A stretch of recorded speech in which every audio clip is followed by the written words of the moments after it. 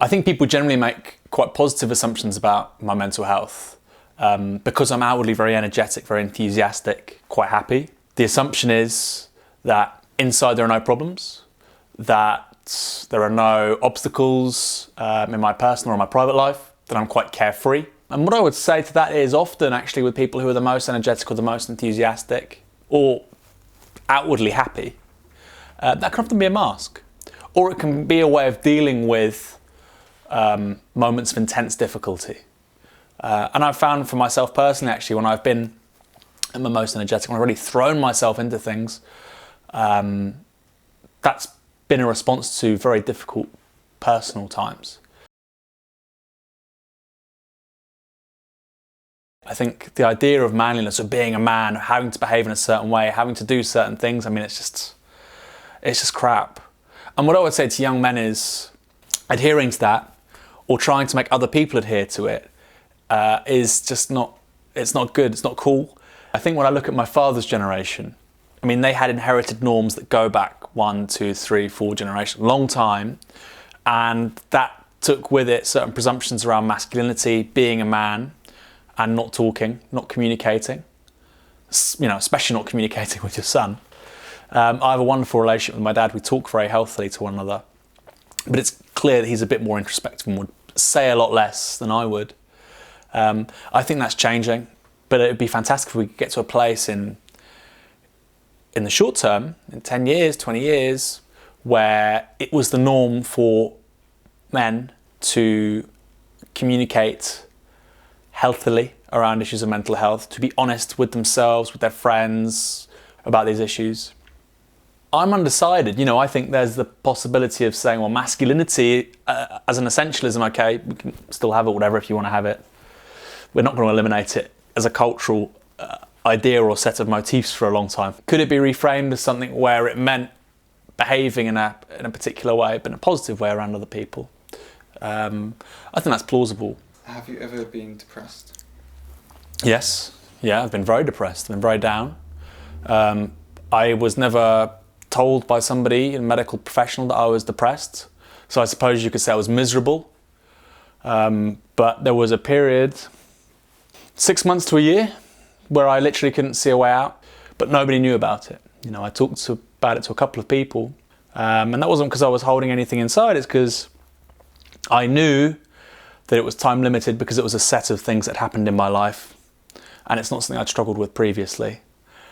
I had no understanding of what the word anxiety means until maybe 4 years ago, 5 years ago. But growing up as a young boy, teenager, young man, I had no understanding of the word. And at some point in 2012, 13, I had an anxiety attack. Not a bad one, quite bad, but not bad. And I think in 2014, I had another one, which was just unbelievable. And that's what catalysed really that period of depression I just talked about. I was speaking to a GP because I said, I need to come in, I need to speak to somebody, I need sleeping pills, I can't sleep because of all this stress and anxiety. And they said, well, what's the problem? Can you talk about it? And as I verbalised these things, as I communicated them to her, I just started to cry. And then I let out this wail. Didn't sound very human, the noise I made, for about 30, 40 seconds. And I just felt all this energy just come out of my chest, you know? Felt like a ton had just been lifted off it. And then for about 48 hours after that, I was just having chest spasms every couple of seconds. And I think people that are really obsessed with achieving something or doing something and they're very single-minded, sometimes if it's for 3, 4, 5 years, or if it's for a prolonged period, you don't necessarily understand the stress you're putting yourself under. I didn't even know what that word stress meant really until, I mean, why would I, you know, I've got no children, I don't have to pay a mortgage, why should I be stressed? But I think you need a bit of stress in your life because that's the stimulus, right? The body is not, it's not about eliminating all stresses in your life, because if you do that, you're never going to be challenged, you're never going to be the person you want to be, but it's about managing it intelligently and effectively. Being able to pull back sometimes is very, very, very, very important. And I think, again, that's a place where men don't necessarily realise the damage they're doing to themselves by not pulling back. I think maybe one of the reasons why I never really experienced anxiety or feelings of being miserable for a really long time, I really didn't know what those things meant until my mid-20s, was because I was obsessed with exercise. Somebody who is cycling 2 hours a day, in the gym 2 hours a day, expending all that energy. I mean, what was it for? Why was I doing that? It was probably to get rid of this energy I had, right? It was a way of dealing with it. And I think when I stopped doing that, and when I was sitting down at a desk all day, compounded with the other stuff that was going on in my life, that didn't help.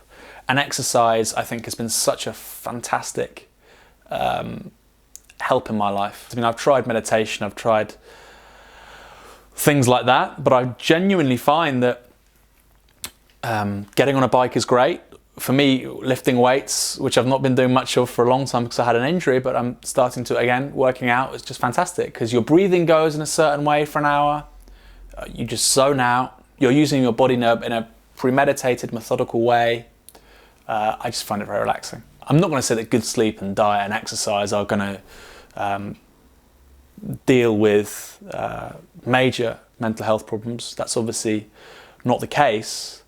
But at a low-lying level in terms of, like I say, stress, quotidian stresses of life and anxieties and so on, it's very, very useful.